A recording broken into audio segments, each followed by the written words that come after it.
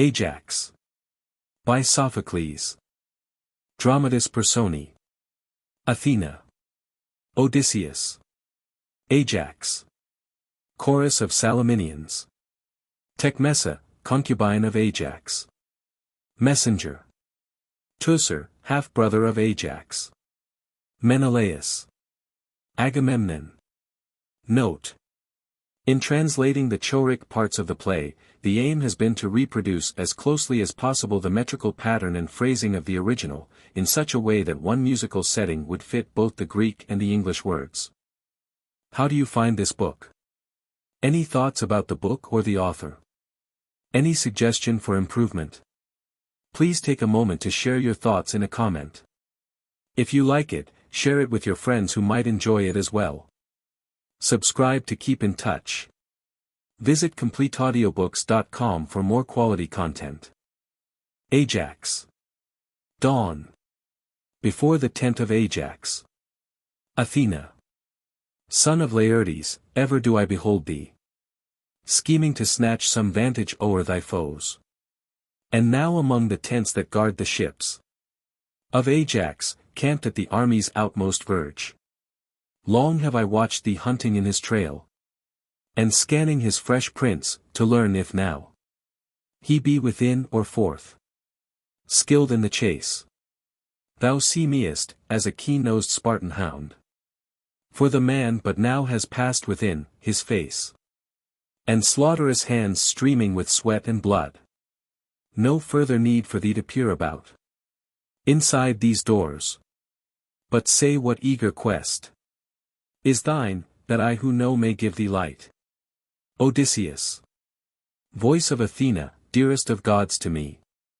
How clearly, though thou be invisible, do I hear thy call, and seize it with my soul.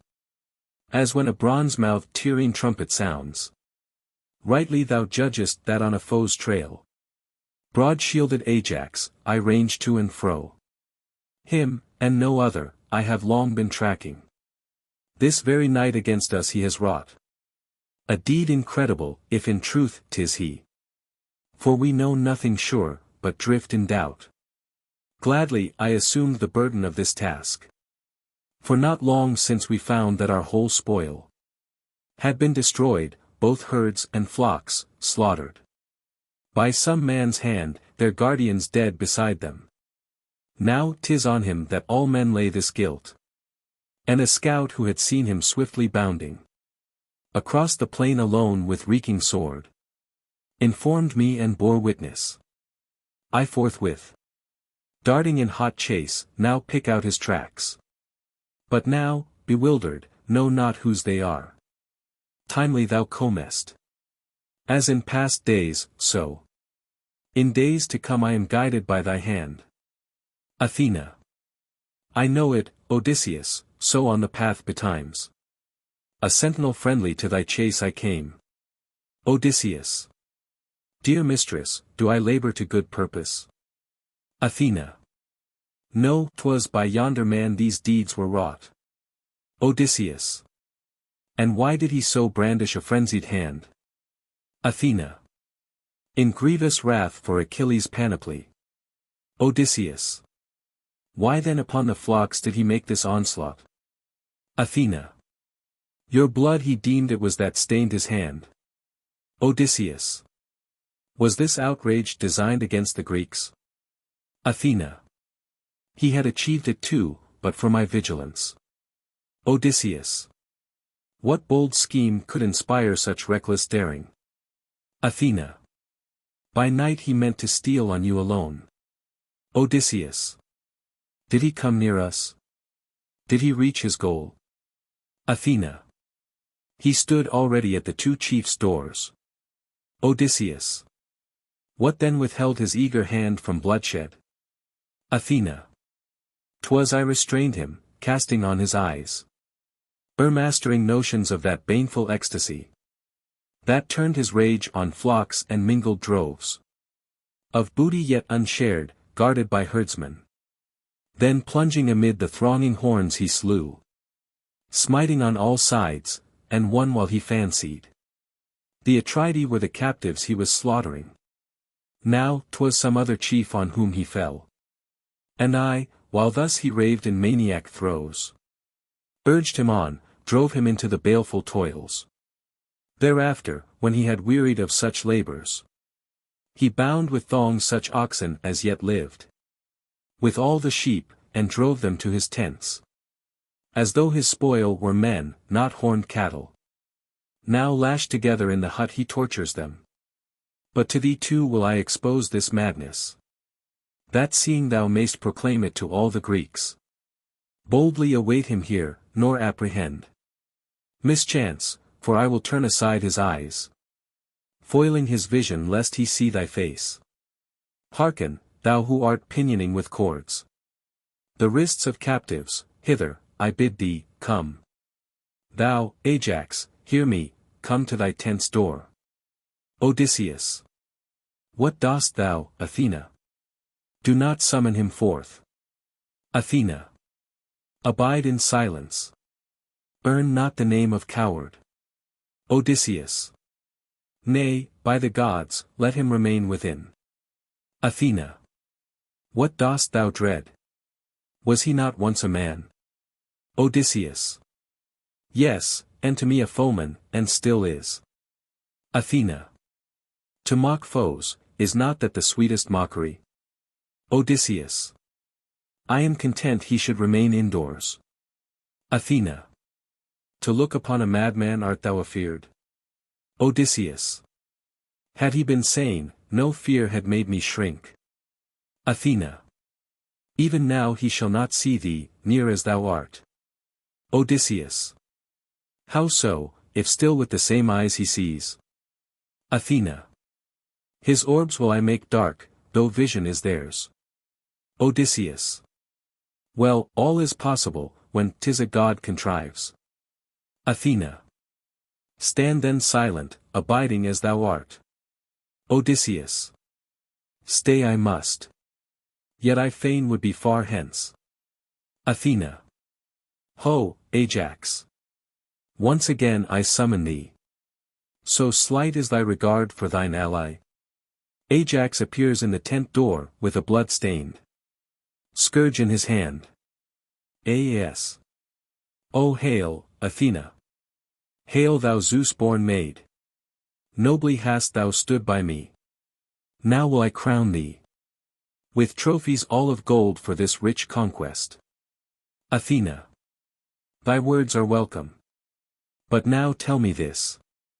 Hast thou dyed well thy sword in the Argive host? As. Such vaunt is mine. I disclaim not that glory. Athena.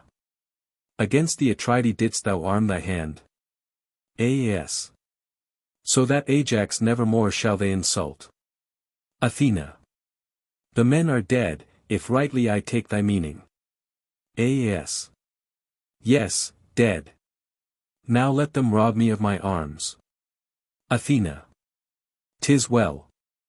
And what then of Laertes' son? In what plight does he stand? Or has he escaped thee? As. Wouldst thou know where is that accursed fox? Athena. Even so, Odysseus, thine old adversary. As. Goddess, a most dear captive in my tent. He sits. I do not mean him to die yet. Athena. Till thou hast done what, gained what further vantage? As. Till bound fast to a pillar beneath my roof. Athena. What evil wilt thou inflict on the poor wretch? As. His back the scourge must crimson ere he dies. Athena. Nay, do not torture so the wretched man. As. Athena, in all else will I do thy will.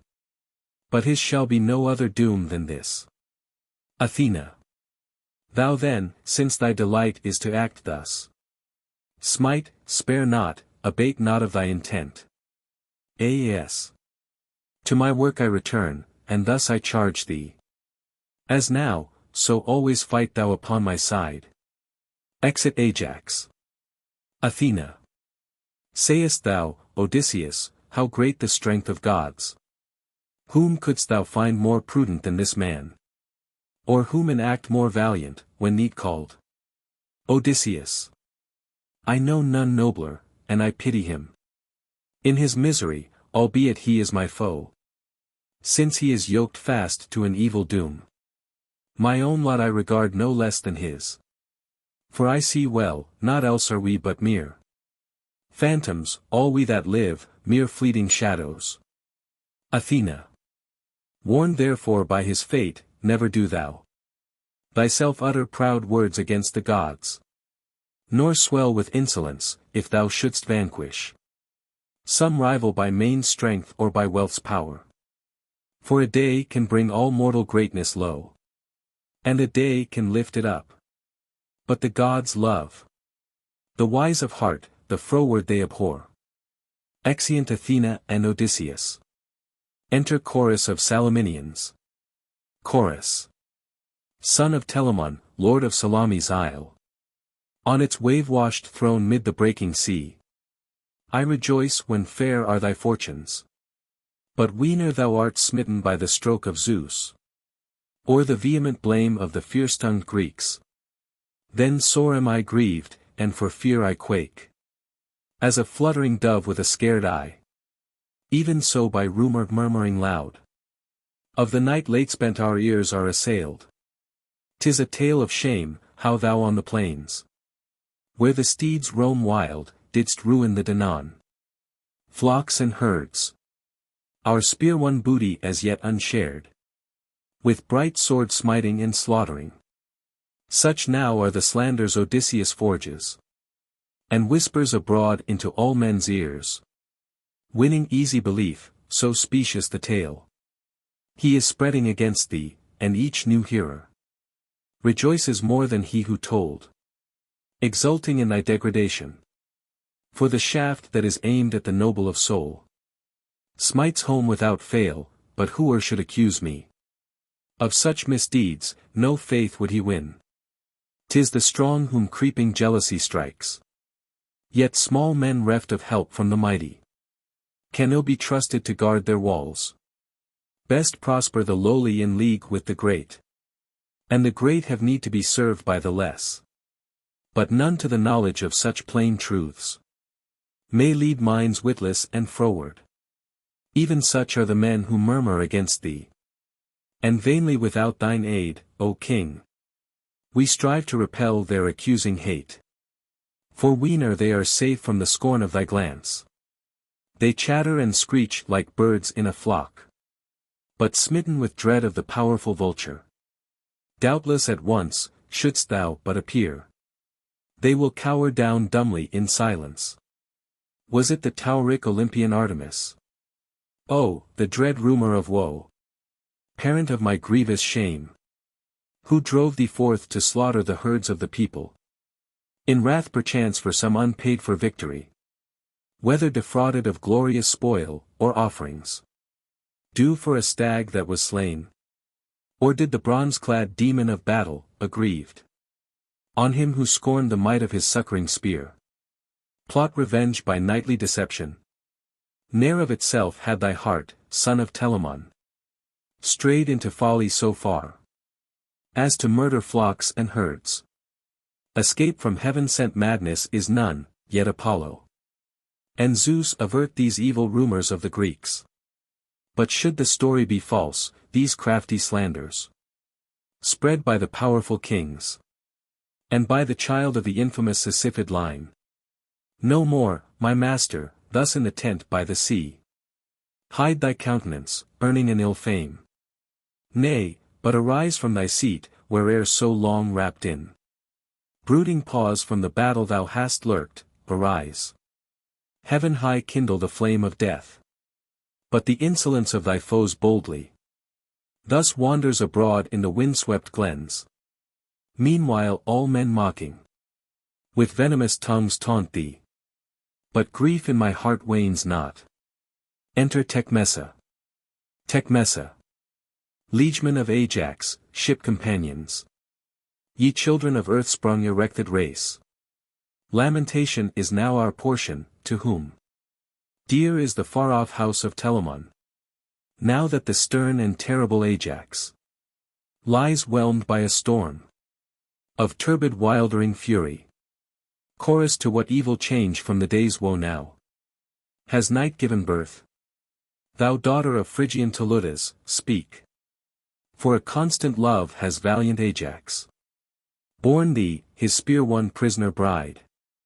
Then hide from us not that thou knowest, Tecmessa, how to utter a tale of unspeakable things. For disastrous as death is the hap you will hear. In the darkness of night madness has seized our glorious Ajax, he is ruined and lost. Hereof in the tent may proof be seen. Sword-slain victims in their own blood bathed, by his hand sacrificially slaughtered. Chorus. What tidings of the fiery warrior tellest thou? Not to be born, nor yet to be disputed. Rumored abroad by the chiefs of the Danaan host. Mightily still spreading and waxing. Woe's me! I dread the horror to come. Yea, to a public death doomed. Will he die, if in truth his be the hand that wielded the red sword that in frenzy hath slain the herds and mounted herdsmen? Tecmessa. Ah me! Thence was it, thence that he came to me, leading his captive flock from the pastures thereof. In the tent some did he slaughter, others hewed he asunder with slashing sword. Then he caught up amain 2 white-footed rams, sliced off from the one both the head and the tongue, and flings them away. But the other upright to a pillar he binds. Then seizing a heavy horse harnessing thong, he smites with the whistling doubled lash, uttering fierce taunts which an evil fiend no mere mortal could have taught him. Chorus. 'Tis time that now each with shamefully muffled head forth from the camp should creep with stealthy footsteps. Nay, on the ship let us muster, and benched at the oars, over the waves launch her in swift flight. Such angry threats sound in our ears hurled by the brother princes, the Atridae, and I quake, fearing a death by stoning, the dread portion of all who would share our hapless master's ruin. Tecmessa. Yet hope we, for ceased is the lightning's flash. His rage dies down like a fierce south wind. But now, grown sane, new misery is his. For on woe's self-wrought he gazes aghast, wherein no hand but his own had share. And with anguish his soul is afflicted. Chorus. Nay, if 'tis ceased, there is good cause to hope. Once 'tis past, of less moment is his frenzy. Tecmessa. And which, were the choice thine, wouldst thou prefer? To afflict thy friends and feel delight thyself? Or to share sorrow, grieving with their grief? Chorus. The twofold woe, lady, would be the greater. Tecmessa. Then we, though plagued no more, are undone now. Chorus. What mean thy words? Their sense is dark to me. Tecmessa. Yonder man, while his spirit was diseased, himself had joy in his own evil plight. Though to us, who were sane, he brought distress. But now, since he has respite from his plague, he with sore grief is utterly cast down. And we likewise, no less than heretofore. Are there not here 2 woes instead of one? Chorus. Yes, truly. And I fear, from some god came this stroke, how else? If, now his frenzy is ceased, his mind has no more ease than when it raged. Tecmessa. 'Tis even as I said, rest well assured. Chorus. But how did this bane first alight upon him? To us who share thy grief show what befell. Tecmessa. Thou shalt hear all, as though thou hadst been present. In the middle of the night, when the evening braziers no longer flared, he took a 2-edged sword, and fain would sally upon an empty quest. But I rebuked him, saying, What doest thou, Ajax? Why thus uncalled wouldst thou go forth? No messenger has summoned thee, no trumpet roused thee. Nay, the whole camp is sleeping still. But curtly he replied in well-worn phrase. Woman, silence is the grace of woman. Thus schooled, I yielded, and he rushed out alone. What passed outside the tent, I cannot tell. But in he came, driving lashed together. Bulls, and shepherd dogs, and fleecy prey. Some he beheaded, the wrenched back throats of some. He slit, or cleft their chins, others he bound. And tortured, as though men they were, not beasts. Last, darting through the doors, as to some phantom. He tossed words, now against the Atridae, now taunting Odysseus, piling up huge jeers. Of how he had gone and wreaked his scorn upon them. Soon he rushed back within the tent, where slowly and hardly to his reason he returned. And gazing round on the room filled with havoc, he struck his head and cried out. Then amidst the wrecks of slaughtered sheep a wreck he fell. And sat clutching his hair with tight-clenched nails. There first for a long while he crouched speechless. Then did he threaten me with fearful threats. If I revealed not all that had befallen him. Asking what meant the plight wherein he lay.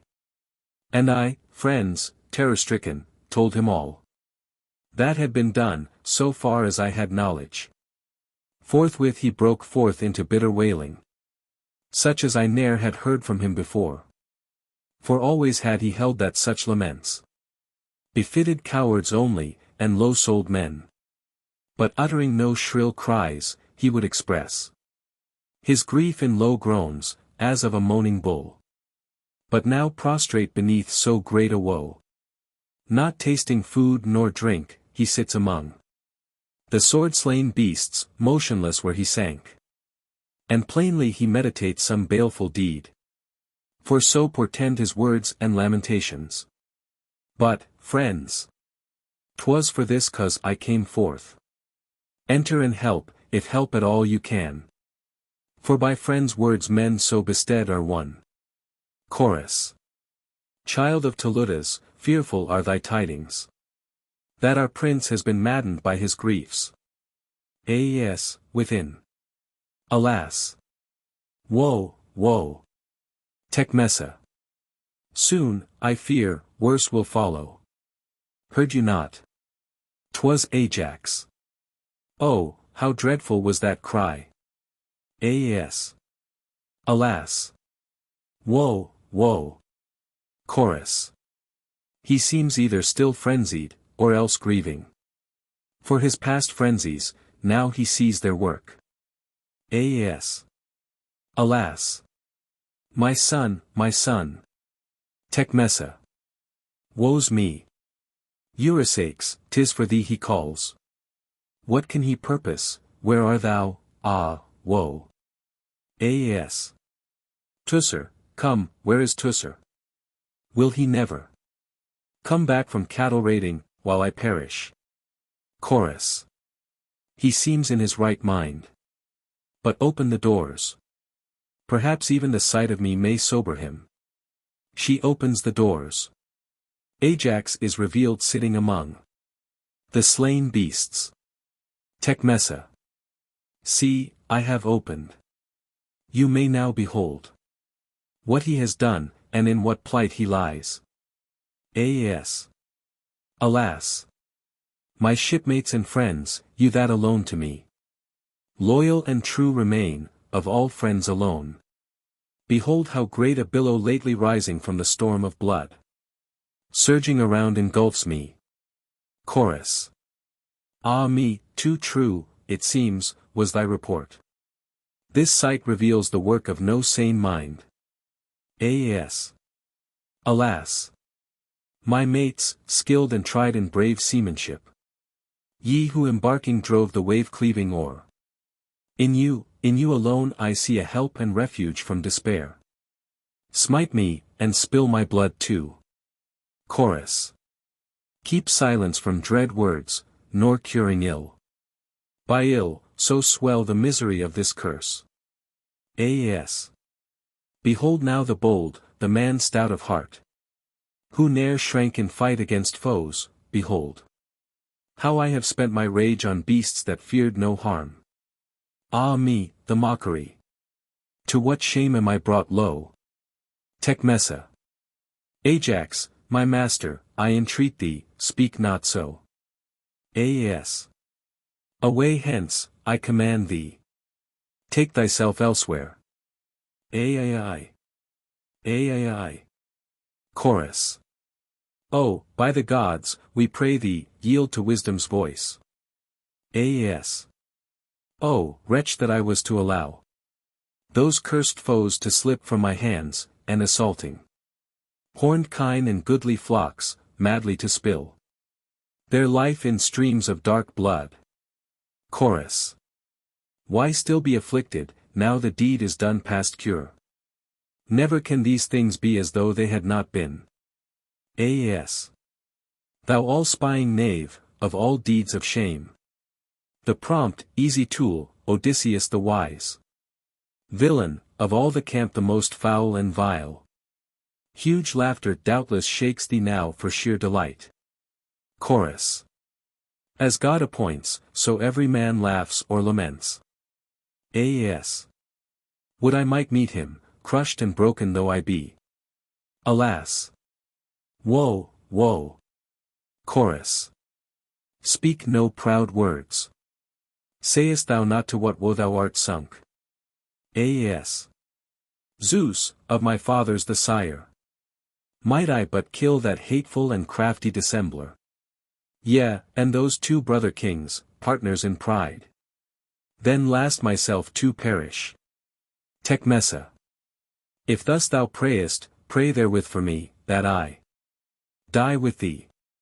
Why, when thou art dead, should I live on? As. Alas! Shadow that art my light. Erebus, O to me verily bright as day. Receive, receive me your habitant. Receive me now no more worthy to seek help of the gods. Nor any more from fellow mortal men to claim kindness. No, but she the strong Zeus-born deity miserably tortures me. Whither should I then flee? Whither seek for rest? Since my former glory is gone, my friends. With yonder victims, yonder spoils by frenzy won. Since all the host with swords uplifted sternly would slay me. Tecmessa. Ah, woe is me! From such a noble warrior to hear such words as once he ne'er had deigned to speak. As. Alas! Billowy paths of foam, eddying caves, and ye coppices by the shore. A weary, weary time tarrying here. Beneath the walls of Troy me have you kept, but from this hour alive you shall not keep me. Truth I speak, let none doubt it. O Scamander's wave, stream whose neighboring flow oft have the Argives blessed. Never, nevermore me shall you behold. Me. A proud word will I utter now, whose peer in battle Troy has never seen yet come from Hellas' land, but now dishonored. Thus am I prostrate. Chorus. In truth I know not how to restrain thy speech, nor yet to suffer it, so grievous is thy couch of woe. As. Ai. Who ever would have thought my name would harmonize so aptly with my woes? For now well may I wail that sound out twice.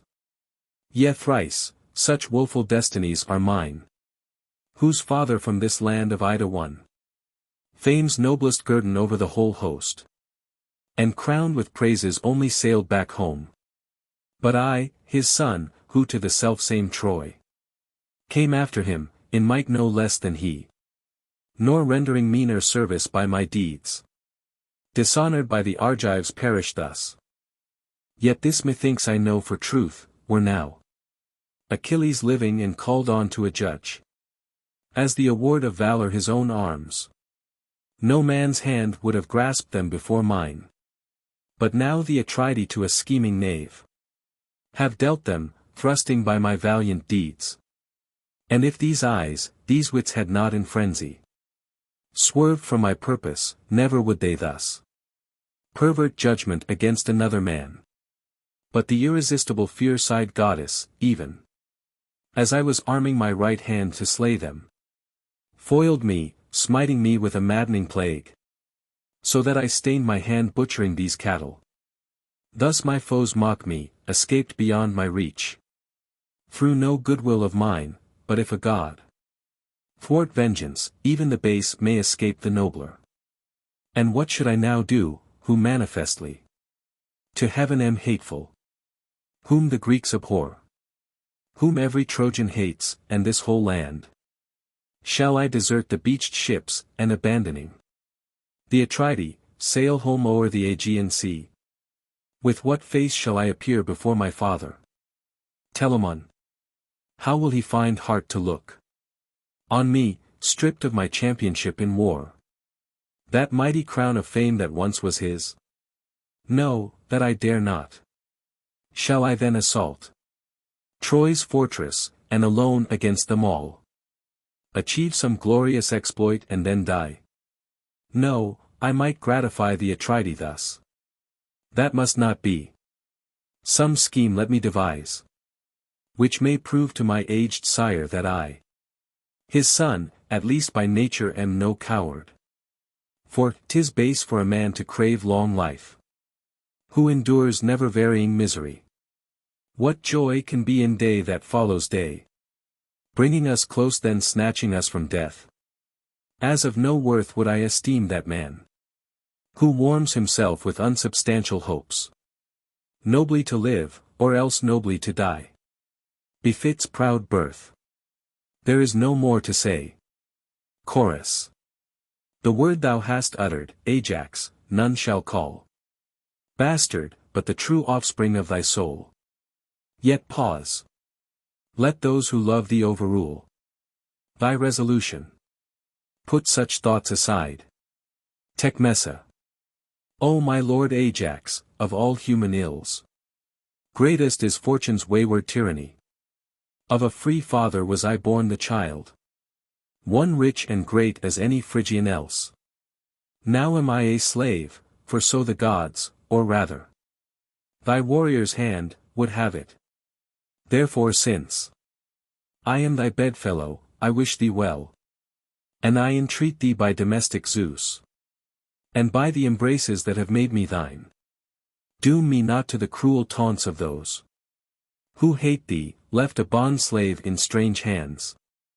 For shouldst thou perish and forsake me in death, that very day assuredly I too shall be seized by the Argives, with thy son, to endure henceforth the portion of a slave. Then one of my new masters with barbed words shall wound me scoffing, see the concubine of Ajax, who was mightiest of the host. What servile tasks are hers who lived so daintily? Thus will men speak, embittering my hard lot. But words of shame for thee and for thy race. Nay, piety forbid thee to forsake thy father in his drear old age, thy mother with her sad weight of years, who many a time praise to the gods that thou come home alive. And pity, king, thy son, who without thee, to foster his youth, must live the orphaned ward of loveless guardians. Think how great a sorrow, dying thou wilt bequeath to him and me.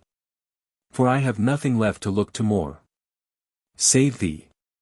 By thy spear was my country ravaged, and by another stroke did fate lay low my mother and my sire to dwell with Hades. Without thee then what fatherland were mine? What wealth? On thee alone rests all my hope.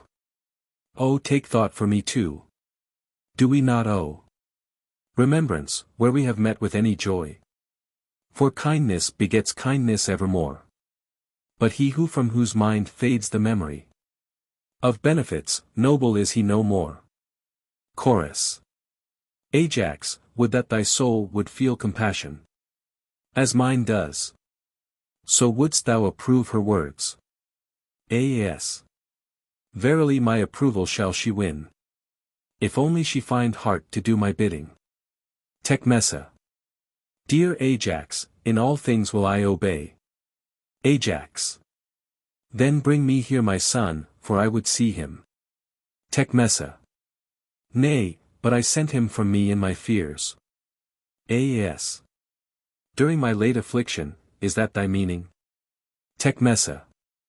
Lest by ill chance he should meet thee and so perish. Aas. Yes, that would have been worthy of my fate. Tecmessa. That at least I was watchful to avert. Aas. I praise thine act and the foresight thou hast shown. Tecmessa. Since that is so, what shall I do to serve thee? Aas. Let me speak to him and behold his face. Tecmessa. He is close by in the attendant's charge. Aas. Why is his coming then so long delayed? Tecmessa. My son, thy father calls thee. Bring him thither. Whichever of you is guiding the child's steps. Aas. Is the man coming? Has he heard thy call? Tecmessa. See, he is here already with the child. Enter attendant with Eurysacs. Aas. Lift him up, lift him hither. He will not shrink. In terror at sight of yonder new spilt blood. If he be rightly mine, his father's son. Early must he be broken to his sires. Stern rugged code, and grow like-natured with him. Son, mayst thou prove happier than thy father. In all else like him, and thou lt prove not base. Yet even now might I envy thee herein. That of these woes thou hast no sense at all. For the life that is unconscious is most sweet. Until we learn what joy and sorrow are. But that once learnt, then midst thy father's foes. Thou must show what thou art, and of what breed. Till then be nurtured on soft airs, cherishing thy tender life, and be thy mother's joy. None of the Greeks, I know, will do thee wrong. With cruel outrage, even though I be gone. So trusty a guardian will I leave thee, Teucer. Who will not stint his loving care, though now he is gone far away, in chase of foes. But you, my warriors, comrades in seafaring. On you too I impose this task of love. And fail not to announce my will to Teucer. That to my home he take the child and show him. To Telamon and my mother Areboia. That henceforth he may comfort their old age. And charge him that no game steward make my arms a prize for the Greeks, nor he who ruined me. But this take thou, my son Eurysacs. Hold it and wield it by its firm stitched thong. This sevenfold spear-proof shield, whence comes thy name? But else with me my arms shall be interred. Come, take the child hence quickly, and bolt the doors. And let there be no weeping and lamenting. Before the hut. Women love tears too well. Close quickly. It is not for a skillful leech to drone charms o'er a wound that craves the knife. Chorus. I am fearful, listening to this eager mood. The sharp edge of thy tongue, I like it not. Tecmessa. O my lord Ajax, what art thou purposing? Aas. Question me not. To be discreet is best. Tecmessa. Ah me, heavy is my heart. Now by thy child. By the gods, I entreat, forsake us not. Aas. Vex me no further.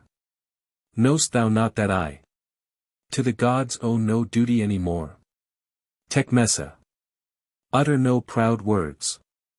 Aas. Speak to those who listen. Tecmessa. Wilt thou not heed? Aas. Too much thou hast spoken already. Tecmessa. Yes, through my fears, O king. Aas. Close the doors quickly. Tecmessa, for the gods' love, relent. Aas. 'Tis a foolish hope. If thou shouldst now propose to school my mood. The doors are closed upon Ajax. Exit Tecmessa. With Eurysacs. Chorus. O famed Salamis, thou amidst breaking surges abidest ever. Blissful, a joy to the eyes of all men. But I the while long and wearily tarrying. Through countless months still encamped on the fields of Ida. In misery here have made my couch. By time broken and worn. In dread waiting the hour. When I shall enter at last the terrible shadow abode of Hades. Now dismays me a new despair. This incurable frenzy, woe, ah! Woe's me, cast by the gods on Ajax. Whom thou of old sentest forth from thy shores, a strong and valiant chief, but now, to his friends a sore grief. Devouring his lonely heart he sits. His once glorious deeds are now fallen and scorned. Fallen to death without love from the loveless and pitiless sons of Atreus. His mother, 'tis most like, burdened with many days. And whitened with old age, when she shall hear how frenzy has smitten his soul to ruin. Ailenon. Ailenon. Will break forth her despair, not as the nightingale's plaintive, tender lament, no, but in passion's wailing. Shrill-toned cries, and with fury strokes. Wildly smiting her bosom. In grief's anguish her hands will rend her grey locks. Yea, better hell should hide one who is sick in soul. Though there be none than he sprung from a nobler lineage. Of the war-weary Greeks, yet strayed from his inbred mood. Now amidst alien thoughts dwells he a stranger. Hapless father. Alas, bitter the tale that waits thee. Thy son's grievous affliction. No life save his alone. Of Aeacid king such a curse has ever haunted. Enter Ajax with a sword. As all things the long and countless lapse of time brings forth, displays, then hides once more in gloom. Naught is too strange to look for, but the event may mock the sternest oath, the firmest will. Thus I, who late so strong, so stubborn seemed, like iron dipped, yet now grow soft with pity. Before this woman, whom I am loath to leave. Midst foes a widow with this orphan child. But I will seek the meadows by the shore. There will I wash and purge these stains, if so I may appease Athena's heavy wrath. Then will I find some lonely place, where I may hide this sword, beyond all others cursed. Buried where none may see it, deep in earth. May night and Hades keep it there below. For from that hour my hand accepted it. The gift of Hector, deadliest of my foes. Not from the Greeks towards me hath sped well. So now I find that ancient proverb true. Foes' gifts are no gifts, profit bring they none. Therefore henceforth I study to obey the gods, and reverence the sons of Atreus. Our rulers are they, we must yield. How else? For to authority yield all things most dread and mighty. Thus must winter's snowy feet give place to summer with her wealth of fruits.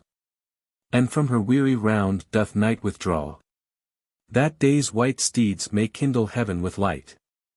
After fierce tempest calm will ever lull the moaning sea. And sleep, that masters all, binds life awhile, yet loosens soon the bond. And who am I that I should not learn wisdom? Of all men I, whom proof hath taught of late. How so far only should we hate our foes?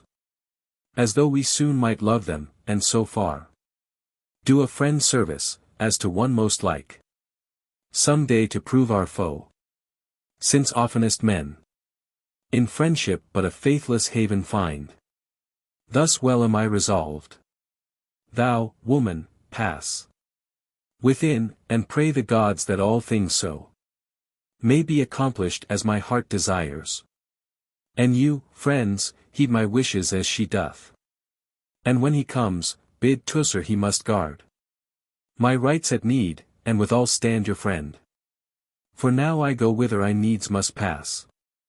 Do as I bid. Soon haply you shall hear. With me, for all this misery, 'tis most well. Exit. Chorus. I thrill with rapture, flutter on wings of ecstasy. Io, Io. Pan, Pan. O Pan, Pan. From the stony ridge, snow-bestrewn of Cylene's height, appear roving across the waters. O dance-ordering King of gods, that thou mayst join me in flinging free fancy measures of Nyssa and of Knossos. Yea, for the dance I now am eager. And over the far Icarian billows come, King Apollo. From Delos in haste, come thou. Thy kindly power here in our midst revealing. Ares hath lifted horror and anguish from our eyes. Io, Io. Now again. Now, Zeus, can the bright and blithe glory of happier days return to our swift voyaging ships, for now hath Ajax wholly forgot his grief, and all rites due to the gods he now fain would meetly perform with loyal worship. Mighty is time to dwindle all things. Not what I call too strange for belief, when Ajax thus beyond hope hath learnt to repent his proud feuds, and lay aside anger against the Atridae. Enter messenger. Messenger. My friends, these tidings I would tell you first. Teucer is present, from the Mysian heights, but now returned, and in the central camp. By all the Greeks at once is being reviled. As he drew near they knew him from afar. Then gathering around him one and all, with taunts assailed him from this side and that, calling him kinsman of that maniac, that plotter against the host, saying that naught should save him. Stoned and mangled he must die. And so they had come to such a pitch that swords, plucked from their sheaths, stood naked in men's hands. Yet when the strife ran highest, it was stayed by words from the elders and so reconciled. But where is Ajax? I must speak with him. He whom it most concerns must be told all. Chorus. He is not within, but has just now gone forth, with a new purpose yoked to a new mood. Messenger. Alas! Alas! Then too late on this errand was I sped by him who sent me, or I have proved too slow. Chorus. What urgent need has been neglected here? Messenger. Teucer forbade that Ajax should go forth outside his hut, till he himself should come. Chorus. Well, he is gone to wisest purpose now. His mind is turned, to appease heaven's wrath. Messenger. These words of thine are filled with utter folly, if there was truth in Calchas' prophecy. Chorus. What prophecy? And what know you of this thing? Messenger. Thus much I know, for by chance I was present, leaving the circle of consulting chiefs, where sat the Atridae. Calchas went aside, and with kind purpose grasping Teucer's hand, enjoined him that by every artifice he should restrain Ajax within his tents this whole day, and not leave him to himself, if he wished ever to behold him alive. For on this day alone, such were his words, would the wrath of divine Athena vex him, for the overweening and unprofitable fall crushed by heaven-sent calamities.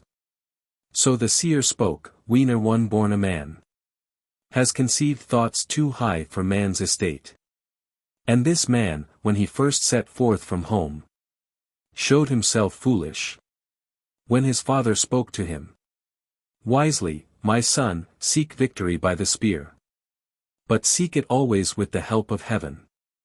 Then boastfully and witlessly he answered, Father, with heaven's help a mere man of naught might win victory, but I, albeit without their aid, trust to achieve a victor's glory.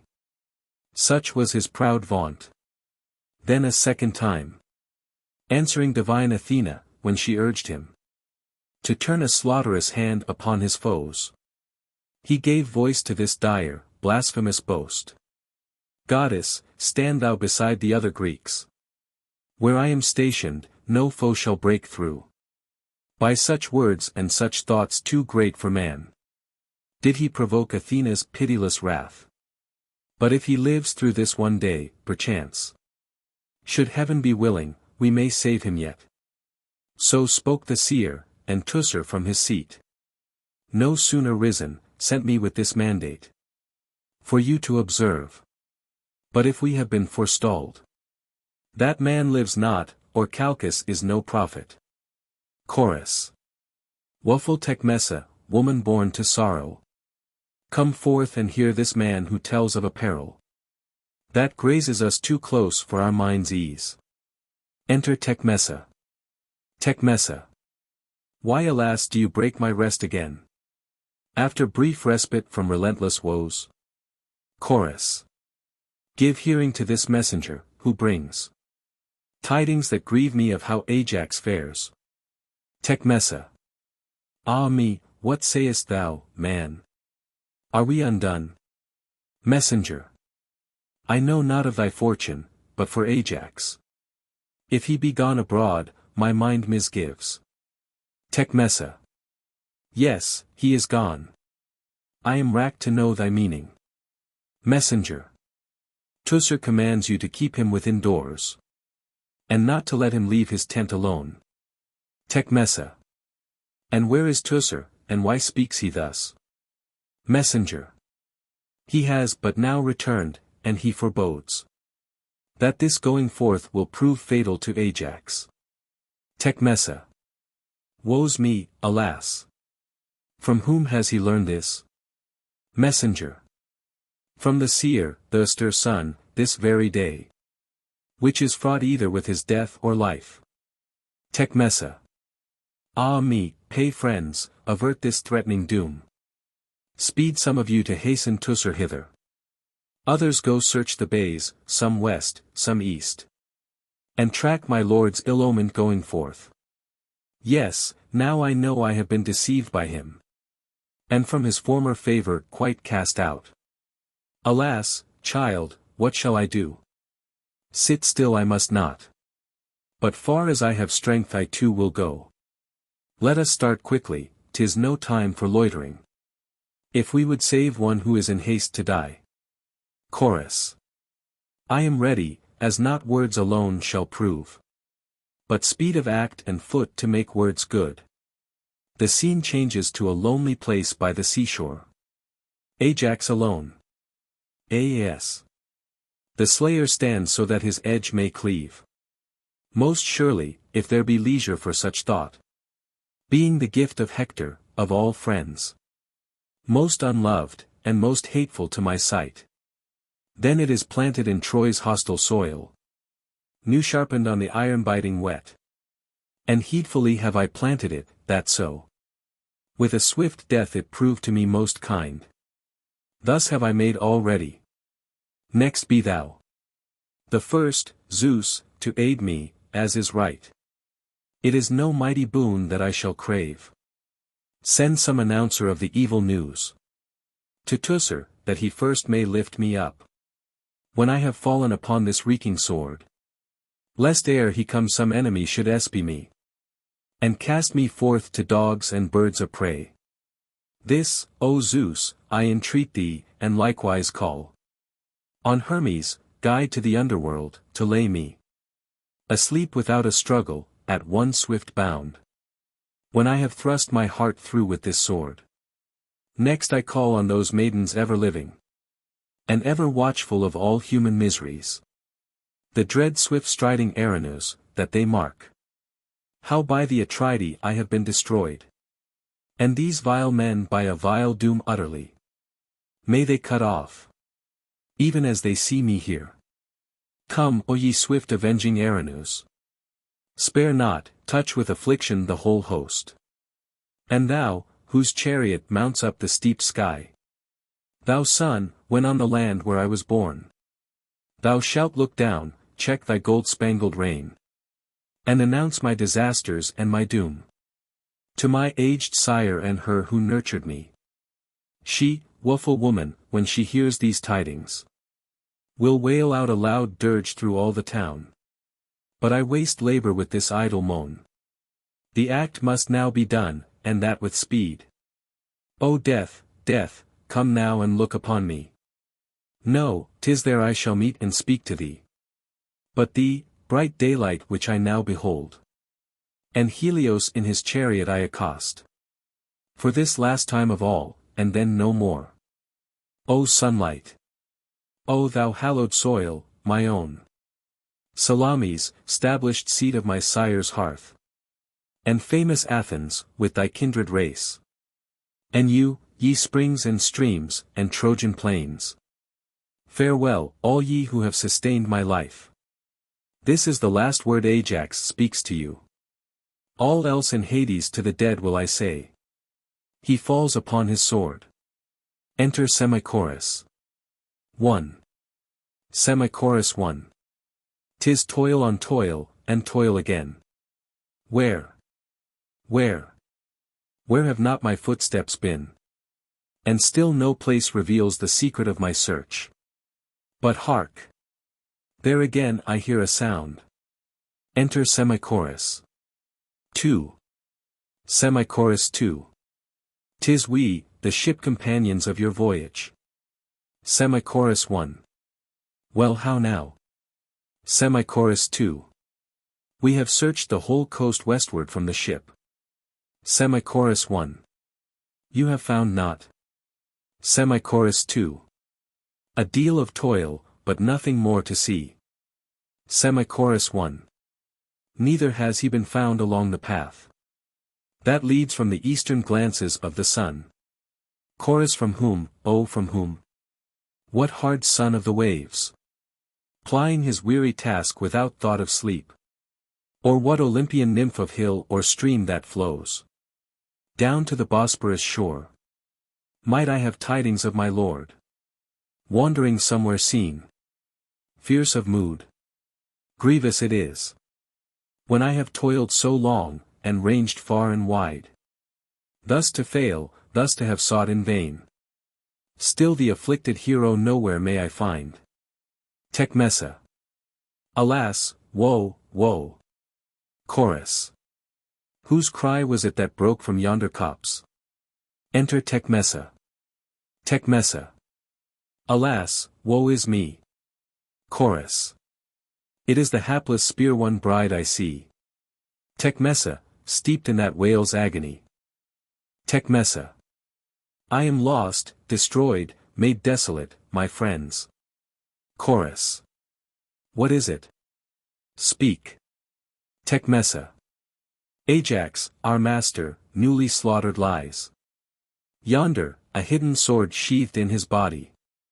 Chorus. Woe for my lost hopes of home. Woe's me, thou hast slain me, my king. Me thy shipmate, hapless man. Woeful-souled woman too. Tecmessa. Since thus it is with him, 'tis mine to wail. Chorus. By whose hand has he wrought this luckless deed? Tecmessa. By his own hand, 'tis evident.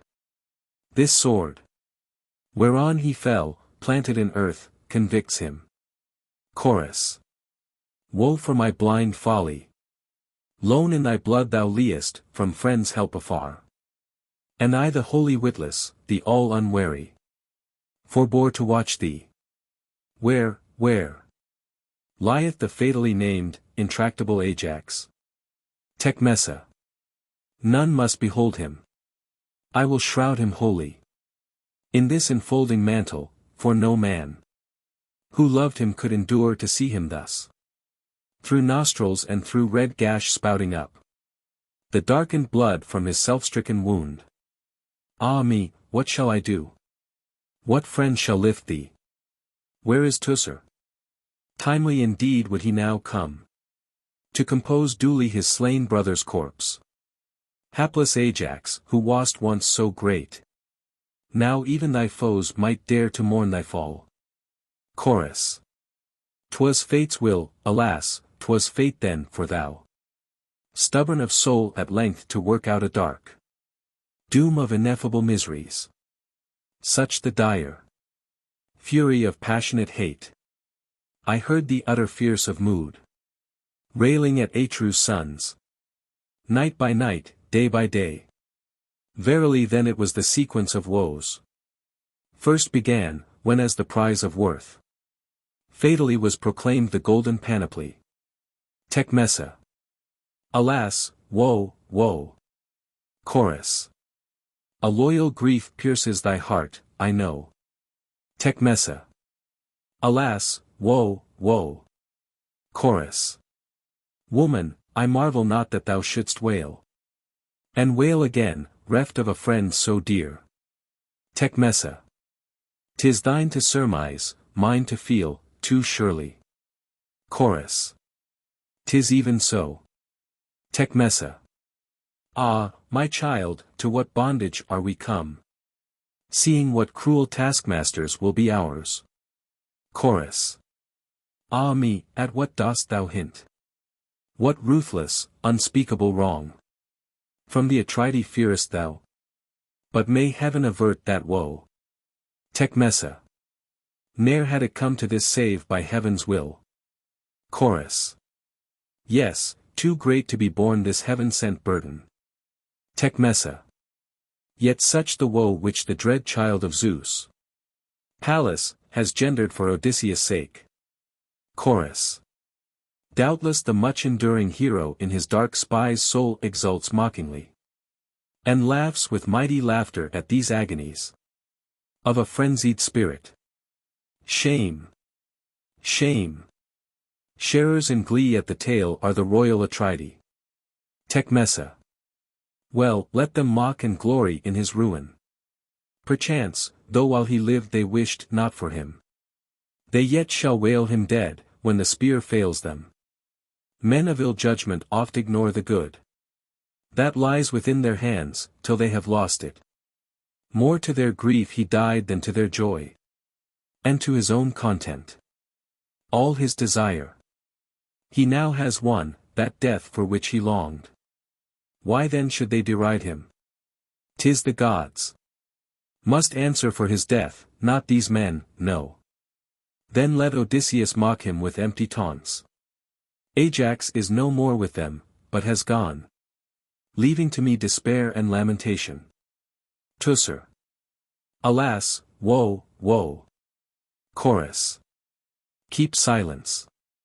Is it Teucer's voice I hear, lifting a dirge over this tragic sight? Enter Teucer.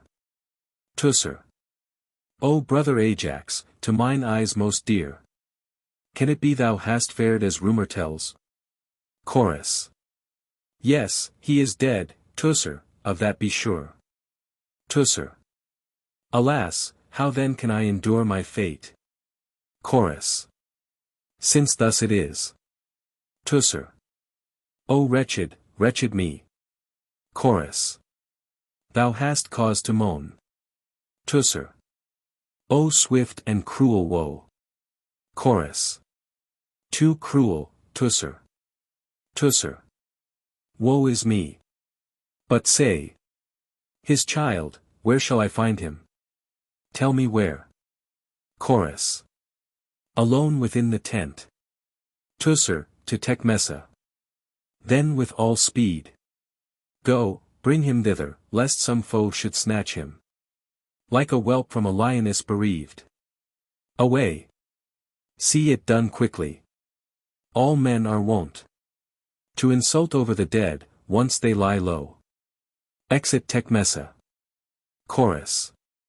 Yes, Teucer, while he lived, did he not charge thee to guard his son from harm, as now thou dost? Teucer.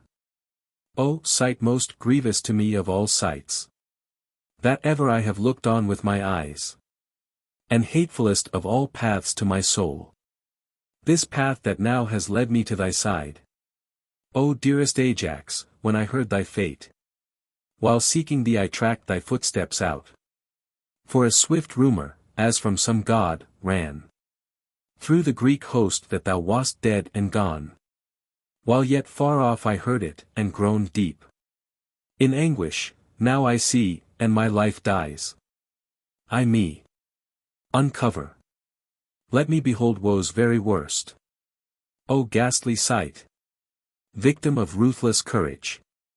What miseries hast thou dying sown for me?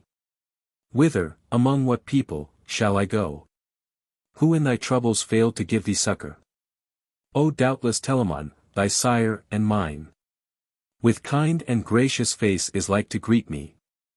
Returned without thee, how else, he who is wont, even at good news to smile none the sweeter? What will he keep back? What taunt not hurl forth? Against the bastard of a spear-won slave, him who through craven cowardice betrayed thee, beloved Ajax, or by guile, that so I might inherit thy kingdom and thy house. So will he speak, a passionate man, grown peevish in old age, quick to wrath without a cause. Then shall I be cast off, a banished man, proclaimed no more a freeman but a slave. Such is the home that waits me, while at Troy my foes are many, my well-wishers few. All this will be my portion through thy death. Ah me, what shall I do? How draw thee, brother, from this fell sword, on whose bright murderous point thou hast breathed out thy soul? See how at last Hector, though dead, was fated to destroy thee. Consider, I pray, the doom of these two men. Hector, with that same girdle Ajax gave him, was lashed fast to Achilles' chariot rail, and mangled till he had gasped forth his life. And 'twas from him that Ajax had this gift, the blade by which he perished and lies dead. Was it not some Erinus forged this sword, and Hades the grim craftsman wrought that girdle? I at least would maintain that the gods plan these things and all things ever for mankind. But whosoever's judgment likes not this, let him uphold his doctrine as I mine. Chorus. Speak no more, but take counsel how to enter our dear Lord, and what now it were best to say. For 'tis a foe I see. Perchance he comes to mock our misery, villain that he is. Teucer. What chieftain of the host do you behold? Chorus. Menelaus, for whose sake we voyaged hither. Teucer. 'Tis he. I know him well, now he is near. Enter Menelaus. Menelaus. You, sir, I warn you, raise not yonder corpse for burial, but leave it as it lies. Teucer. For what cause do you waste such swelling words? Menelaus. 'Tis my will, and his will who rules the host. Teucer. Let us know then what pretext you allege. Menelaus. We hoped that we had brought this man from home to be a friend and champion for the Greeks. But a worse than Phrygian foe on trial we found him, devising death for the whole host, by night. He sallied forth against us, armed for slaughter. And had not some god baffled this exploit, ours would have been the lot which now is his. While we lay slain by a most shameful doom, he would have still been living. But his outrage, foiled by a god, has fallen on sheep and herds. Wherefore there lives no man so powerful, that he shall lay this corpse beneath a tomb, but cast forth somewhere upon the yellow sands. It shall become food for the seashore birds. Then lift not up your voice in threatening fury. If while he lived we could not master him, yet in death will we rule him, in your despite, guiding him with our hands, since in his life at no time would he hearken to my words. Yet 'tis a sign of wickedness, when a subject deigns not to obey those placed in power above him. For never can the laws be prosperously stablished in cities where awe is not found. Nor may a camp be providently ruled without the shield of dread and reverence. Yea, though a man be grown to mighty bulk, let him look lest some slight mischance o'erthrow him. He with whom awe and reverence abide, doubt not, will flourish in security. But where outrage and license are not checked, be sure that state, though sped by prosperous winds, some day at last will founder in deep seas. Yes, fear should be established in due season. Dream not that we can act as we desire. Yet avoid payment of the price in pain. Well, fortune goes by turns. This man was fiery and insolent once, 'tis mine now to exult. I charge thee, bury him not, lest by that act thou thyself shouldst be digging thine own grave. Chorus. Menelaus, do not first lay down wise precepts. Then thyself offer outrage to the dead. Teucer. Never, friends, shall I marvel any more, if one of low birth acts injuriously, when they who are accounted nobly born can utter such injurious calumnies.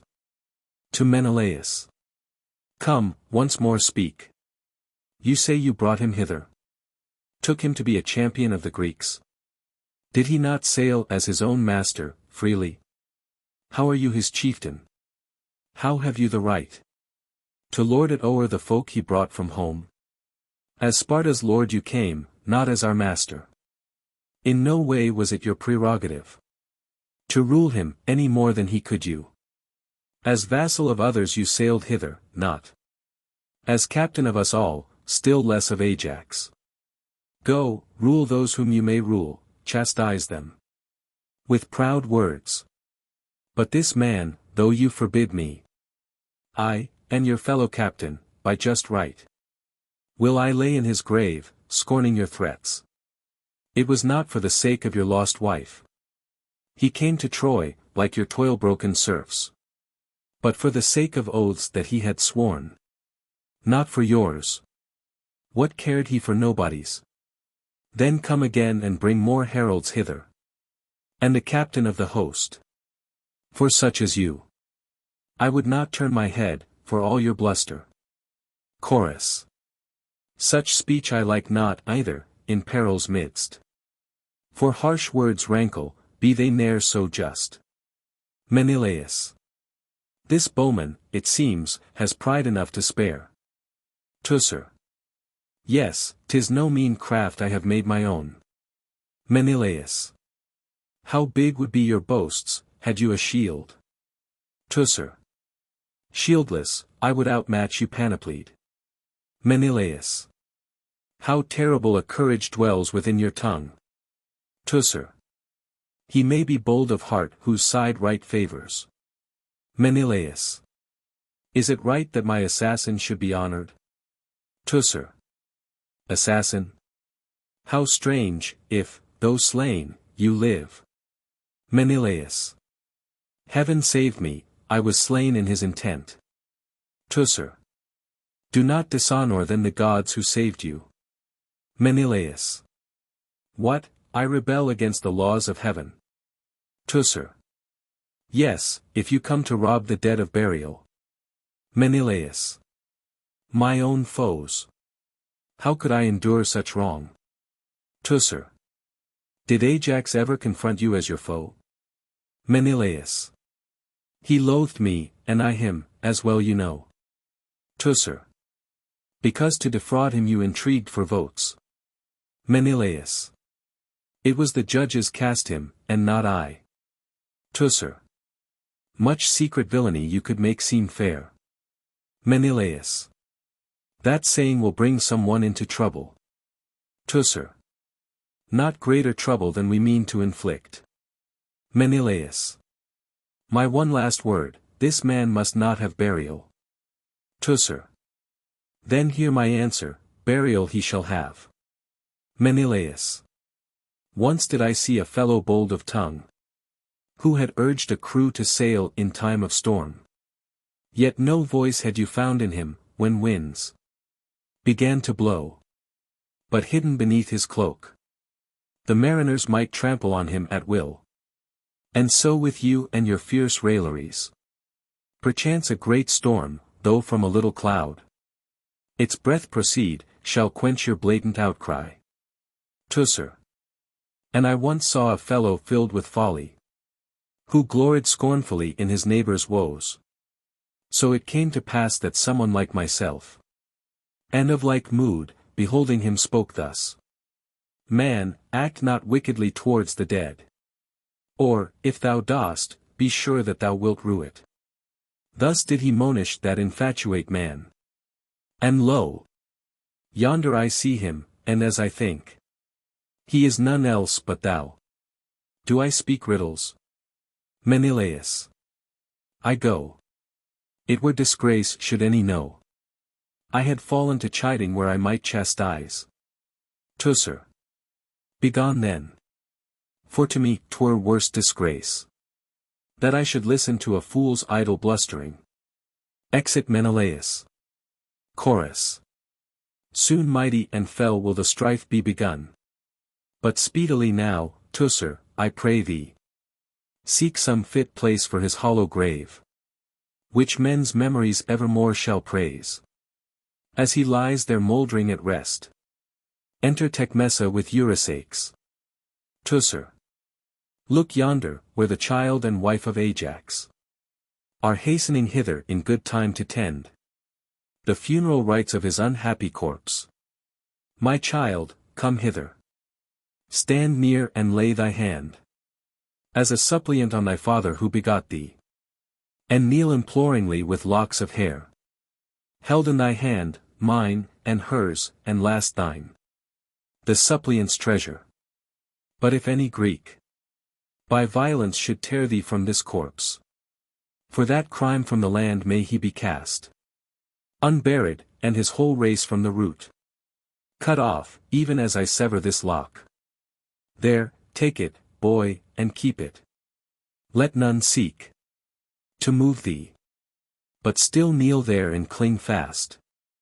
And you, like men, no women, by his side, stand and defend him till I come again, when I have dug his grave, though all forbid.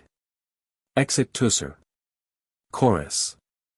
When will this agony draw to a close? When will it cease, the last of our years of exile? Years that bring me labor accursed of hurtling spears. Woe that hath no respite or end, but widespread over the plains of Troy. Work sorrow and shame for Hellas' sons. Would he had vanished away from the earth, wrapped to the skies, or sunk to devouring Hades. He who first revealed to the Greeks the use of arms, leagued in fierce confederate war. Ah, toils eternally breeding toils. Yea, he was the fiend who wrought man's ruin. The wretch accursed, what were his gifts? Neither the glad, festival wreath, nor the divine, mirth-giving wine-cup. No music of flutes, soothing and sweet. Slumber by night, blissful and calm. None he bequeathed us. And love's joys, alas! Love did he banish from me. Here couching alone neglected, with hair by unceasing dews drenched evermore, we curse thy shores, O cruel Ilium. Erewhile against terror by night, javelin or sword, firm was our trust. He was our shield, valiant Ajax. But now a malign demon of fate claims him. Alas! When again shall joy befall me? Oh, once more to stand, where on the wooded headland the ocean is breaking, under the shadow of Sunium's height. Thence could I greet from far the divine city of Athens. Enter Teucer, followed by Agamemnon. Teucer. In haste I come, for the captain of the host. Agamemnon, I have seen hurrying hither. To a perverse tongue now will he give rein. Agamemnon. Is it you, they tell me, have dared to stretch your lips in savage raillery against us, unpunished? 'Tis you I mean, the captive woman's son. Verily of well-born mother had you been bred. Superb have been your boasts and high your strut. Since you, being not, have championed one who is not, vowing that no authority is ours, by sea or land to rule the Greeks or you. Are not these monstrous taunts to hear from slaves? What was this man whose praise you vaunt so loudly? Whither went he, or where stood he, where I was not? Among the Greeks are there no men but he? In evil hour, it seems, did we proclaim the contest for Achilles' panoply. If come what may, Teucer is to call us knaves. And if you never will consent, though worsted, to accept the award that seemed just to most judges, but either must keep pelting us with foul words, or stab us craftily in your rage at losing. Where such discords are customary, never could any law be stablished and maintained. If we should thrust the rightful winners by, and bring the rearmost to the foremost place. But such wrong must be checked. 'Tis not the big, broad-shouldered men on whom we most rely. No, 'tis the wise who are masters everywhere. An ox, however large of rib, may yet be kept straight on the road by a little whip. And this corrective, I perceive, will soon descend on you, unless you acquire some wisdom. Who, though this man is dead, a mere shade now, can wag your insolent lips so freely and boldly? Come to your senses, think what you are by birth. Bring hither some one else, a man born free, who in your stead may plead your cause before us. For when you speak, the sense escapes me quite. I comprehend not your barbarian tongue. Chorus. Would that you both might learn wisdom and temperance. There is no better counsel I can give you. Teucer. Alas! How soon gratitude to the dead proves treacherous and vanishes from men's minds. If for thee, Ajax, this man has no more the least word of remembrance, he for whom oft toiling in battle thou didst risk thy life. But all that is forgotten and flung aside. Thou who but now wast uttering so much folly. Hast thou no memory left, how in that hour, when, pent within your lines, you were already no more than men of naught, routed in battle. He alone stood forth to save you, while the flames were blazing round the stern decks of the ships.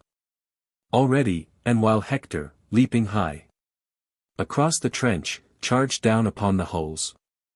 Who checked this ruin? Was it not he, who nowhere so much as stood beside thee, so thou sayest? Would you deny he acted nobly there? Or when again chosen by lot, unbidden, alone in single combat he met Hector? For no runaway's lot did he cast in, no lump of clammy earth, but such that first it should leap lightly from the crested helm. His were these exploits, and beside him stood I, the slave, the barbarian mother's son. Wretch, with what face can you fling forth such taunts? Know you not that of old your father's father was Pelops, a barbarian, and a Phrygian? That your sire Atreus set before his brother a feast most impious of his own children's flesh. And from a Cretan mother you were born, whom when her father found her with a paramour, he doomed her for dumb fishes to devour. Being such, do you reproach me with my lineage? Telamon is the father who begot me, who, as the foremost champion of the Greeks, won as his bride my mother, a princess. By birth, Laomedon's daughter, a chosen spoil. She had been given him by Alcmena's son. Thus of two noble parents nobly born. How should I shame one of my blood, whom now, laid low by such calamity, you would thrust unburied forth, and feel no shame to say it?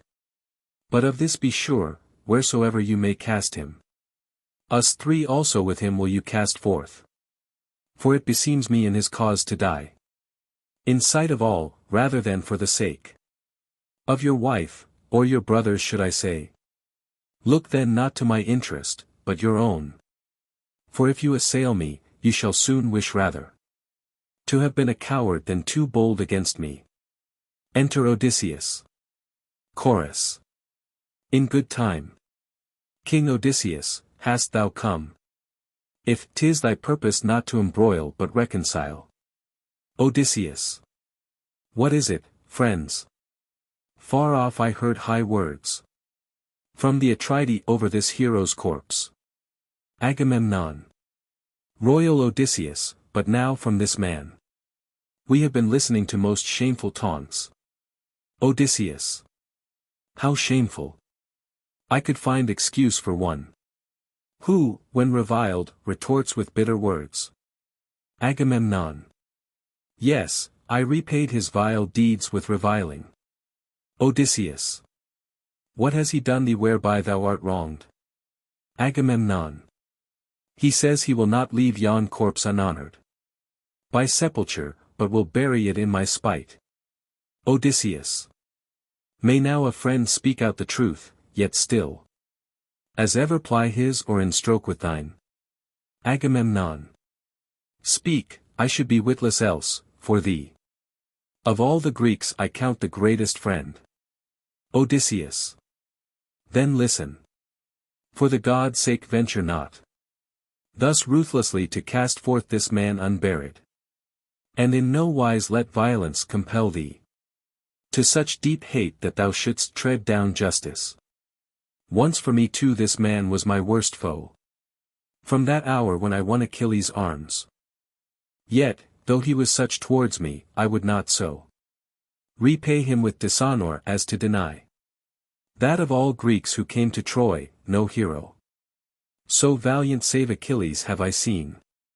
So it is not just thou shouldst dishonor him. Not him wouldst thou be wronging, but the laws of heaven. It is not righteousness to outrage a brave man dead, not even though thou hate him. Agamemnon. Thou, Odysseus, champion him thus against me? Odysseus. Yes. But I hated him while hate was honorable. Agamemnon. Shouldst thou not also trample on him when dead? Odysseus. Atrides, glory not in dishonoring triumphs. Agamemnon. 'Tis hard for a king to act with piety. Odysseus. Yet not hard to respect a friend's wise counsel. Agamemnon. A good man should obey those who bear rule. Odysseus. Relent. 'Tis no defeat to yield to friends. Agamemnon. Reflect who it is to whom thou dost this grace. Odysseus. This man was once my foe, yet was he noble. Agamemnon. Can it be thou wilt reverence a dead foe? Odysseus. His worth with me far outweighs enmity. Agamemnon. Unstable of impulse are such men as thou. Odysseus. Many are friends now and hereafter foes. Agamemnon. Do you then praise such friends as worth the winning? Odysseus. I am not wont to praise a stubborn soul. Agamemnon. Cowards you would have us show ourselves this day. Odysseus. Not so, but just men before all the Greeks. Agamemnon. You bid me then permit these funeral rites? Odysseus. Even so, for I myself shall come to this. Agamemnon. Alike in all things each works for himself. Odysseus. And for whom should I work, if not myself? Agamemnon. Let it be known then as your doing, not mine. Odysseus. So be it. At least you will have acted nobly. Agamemnon. Nay, but of this be certain, that to thee willingly would I grant a greater boon. Yet he, in that world as in this, shall be most hateful to me. But act as you deem fit. Exit Agamemnon. Chorus. After such proof, Odysseus, a fool only, could say that inborn wisdom was not thine. Odysseus. Let Teucer know that I shall be henceforth his friend, no less than I was once his foe. And I will join in burying this dead man, and share in all due rites, omitting none, which mortal men to noblest heroes owe. Teucer. Noble Odysseus, for thy words I praise thee. Without stint. Wholly hast thou belied my fears. Thou, his worst foe among the Greeks, hast yet alone stood by him staunchly, nor thought fit to glory and exult over the dead. Like that chief crazed with arrogance, who came, he and his brother, hoping to cast forth the dead man shamefully without burial. May therefore the Supreme Olympian Father, the remembering fury and fulfilling justice, destroy these vile men vilely, even as they sought to cast forth this hero unjustly outraged. But pardon me, thou son of old Laertes, that I must scruple to allow thine aid in these rites, lest I so displease the dead. In all else share our toil, and wouldst thou bring any man from the host, we grudge thee not. What else remains, I will provide. And know that thou towards us hast acted generously. Odysseus. It was my wish. But if my help herein pleases you not, so be it, I depart. Exit Odysseus. Teucer. 'Tis enough. Too long is the time we have wasted in talk. Haste some with spades to the grave. Speedily hollow it. Some set the cauldron on high amid wreathing flames ready filled for pious ablution. Then a third band go, fetch forth from the tent all the armor he once wore under his shield. Thou too, child, lovingly lay thy hand on thy father's corpse, and with all thy strength help me to lift him, for the dark blood tide still upward is streaming warm through the arteries. All then who openly now would appear friends to the dead, come, hasten forwards. To our valiant Lord this labor is due. We have served none nobler among men. Chorus.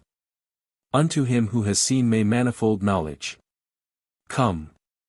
But before he sees, no man may divine what destiny awaits him.